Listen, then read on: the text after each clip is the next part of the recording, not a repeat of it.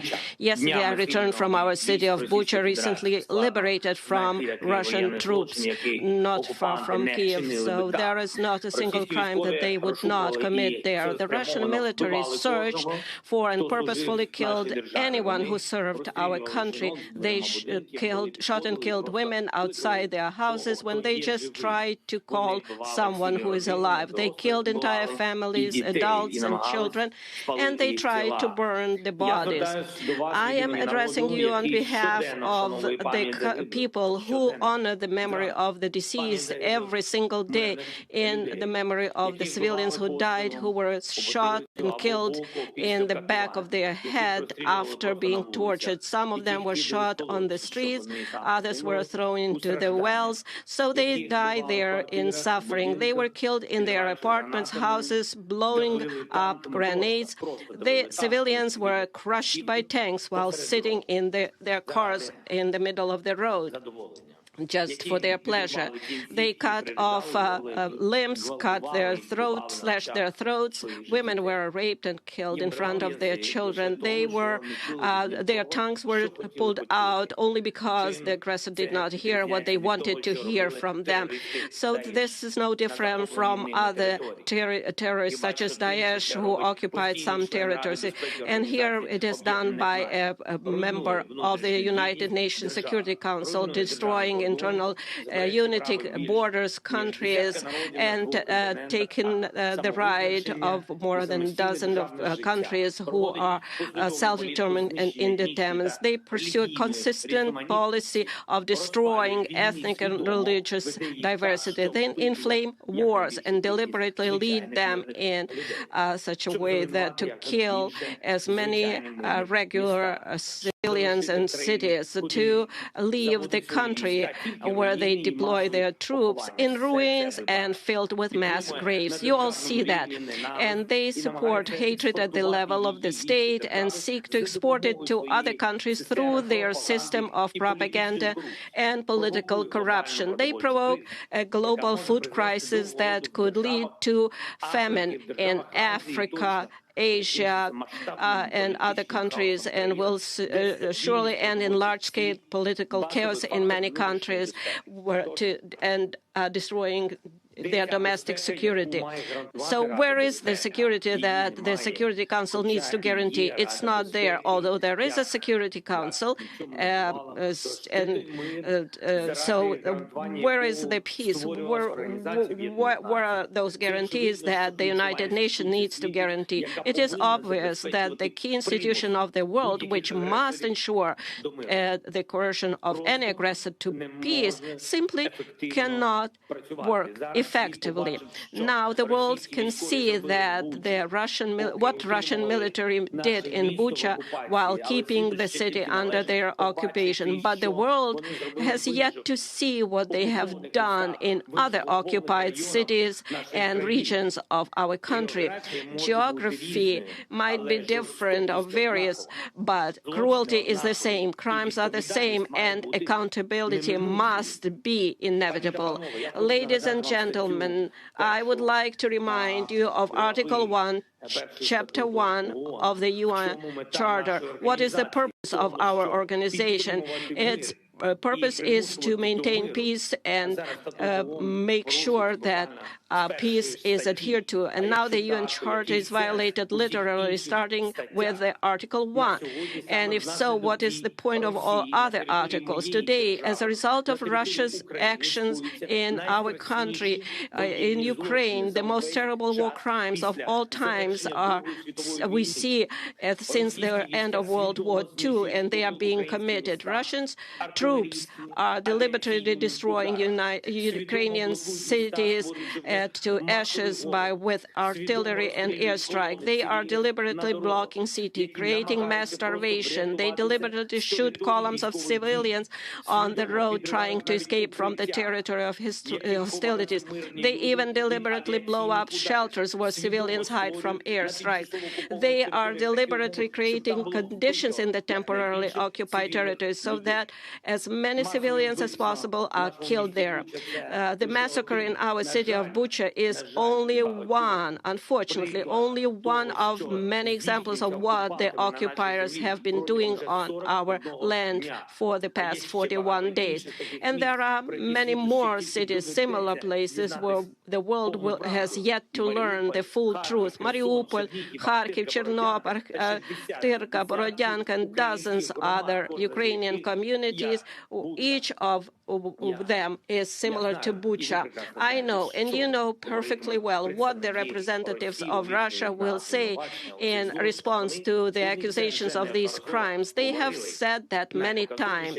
The most significant was after the shooting down of the Malaysian Boeing over Donbas by Russian forces with Russian weapons, or during the war in Syria. They will blame everyone just to justify their own actions. They will say that there are various versions, different versions, and it is impossible to establish which one of those versions is true. They will even say that the bodies were of those kills were allegedly thrown away, and all videos are staged. But it is 2022 now. We have conclusive evidence, so there are satellite images. We can conduct full and transparent investigation. That is what we are interested in. Maximum access for journalists, maximum cooperation with international institutions, involvement of the International Criminal Court, complete truth and full accountability. I'm sure that every member state of the UN should be interested in this. For what?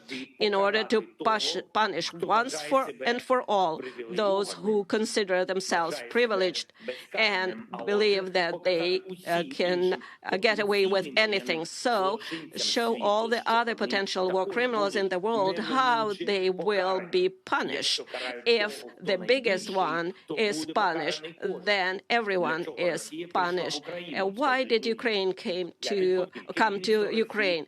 I will tell you, because Russia's leadership feels like colonizers. In ancient times, they need our wealth, our people. Russia has already deported hundreds of thousands of our citizens to their country. They abducted more than 2,000 children, just simply conducted those children and continue to do so. Russia wants to turn Ukraine into silent slaves.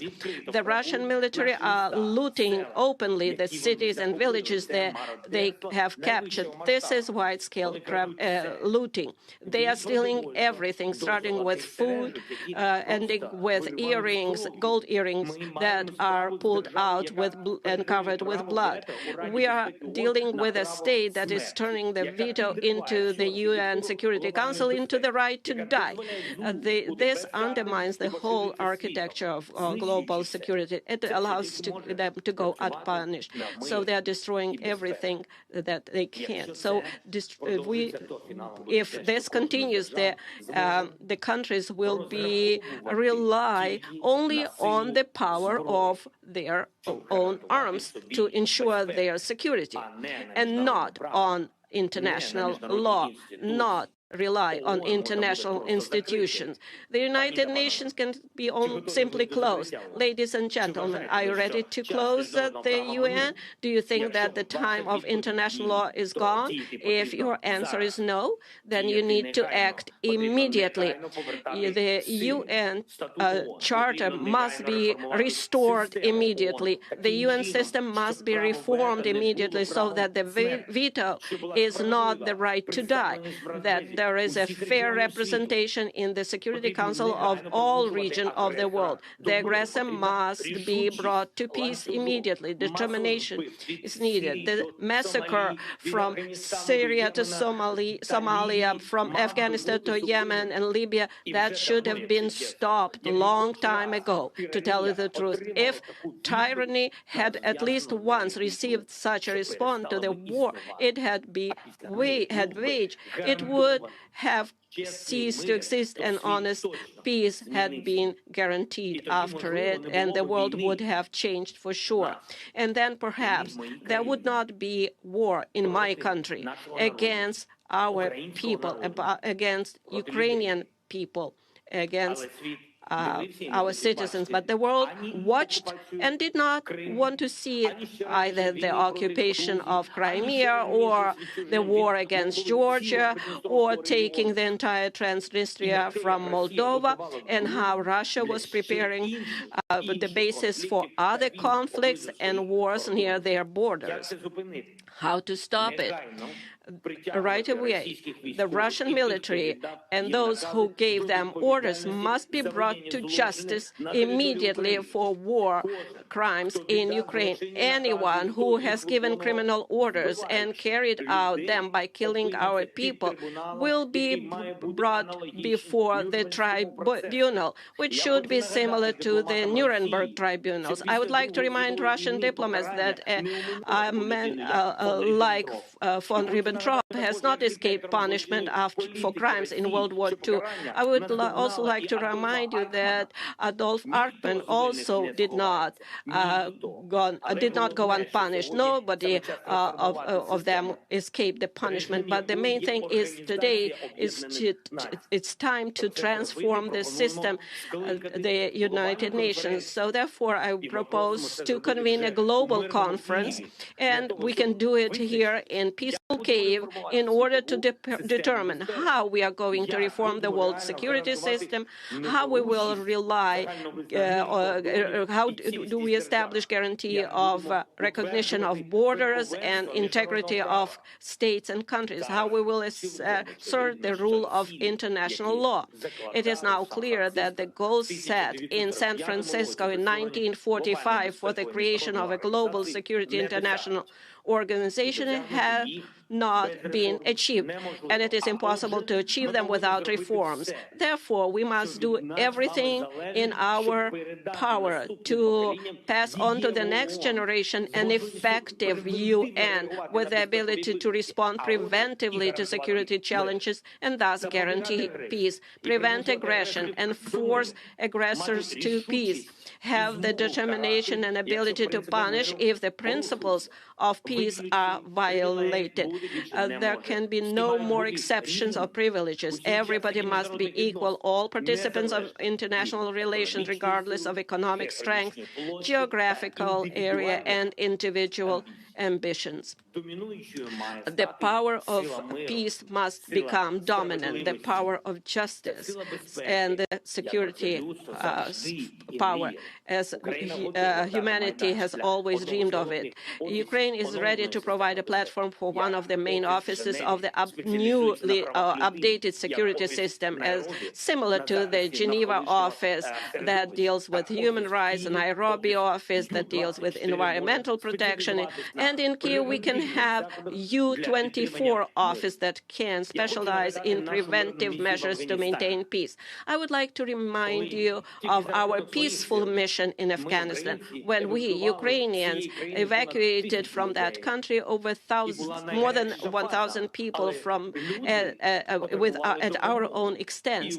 It was a very difficult phase, and Ukraine came to their help. We took in people of different nationalities, ethnic groups, different faiths, Afghan citizens of European countries, U.S., Canada. We did not look who needed help. Was it one of our own or somebody else? We helped all of them. We saved everyone. If every time there was a need, everyone in the world would be confident that help would come, the world would be definitely safer.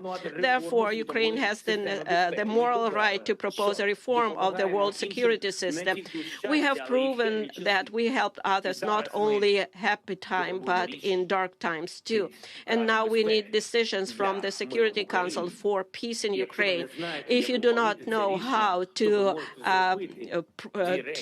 make this decision, you can do two things: either remove Russia as an aggressor and a source of war, so it cannot block decisions about its own aggression, its own war, and then do everything that we can do to establish peace. Or the other option is, please show how we can reform or change, dissolve yourself and work for peace.